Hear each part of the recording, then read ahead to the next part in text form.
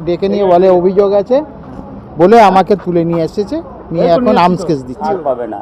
অতএব উত্তম দাস যদি তিনি অপরাধ করে থাকেন তাহলে তার সাজা হবে। এবার আমরা নিজেরা আত্মহত্যা করব, আর আমাদের ভালো লাগছে না। চাই আমরা সুসাইড করি, চাই আমরা কোথাও চলে যাক, না হলে প্রশাসন আমাদেরকে জেলে বন্দি করে দিক, এটাই আমার শেষ।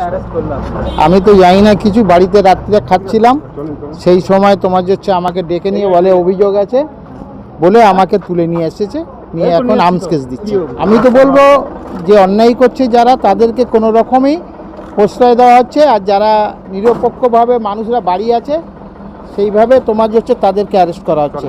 এইটা প্রতিহিংসা। সবাই সচেতন মানুষ, ক্যানিং পশ্চিমের শিক্ষিত সচেতন মানুষ, তারাও 50,000 ভোট দিয়ে যে এখানে বিধায়ক সাহেব পরেশরাম দাস জয়ী হয়েছে।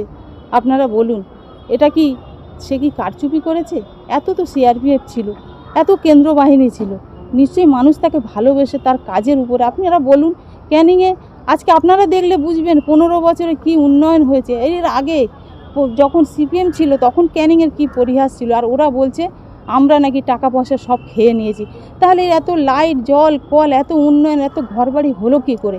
আপনাদের কাছে অনুরোধ, এই ধরনের কথা আর শুনতে শুনতে আমরা মনে হচ্ছে এবার আমরা নিজেরা আত্মহত্যা করব, আর আমাদের ভালো লাগছে না। চাই আমরা সুসাইড করি, চাই আমরা কোথাও চলে যাক, না হলে প্রশাসন আমাদেরকে জেলে বন্দি করে দিক, এটাই আমার শেষ কথা।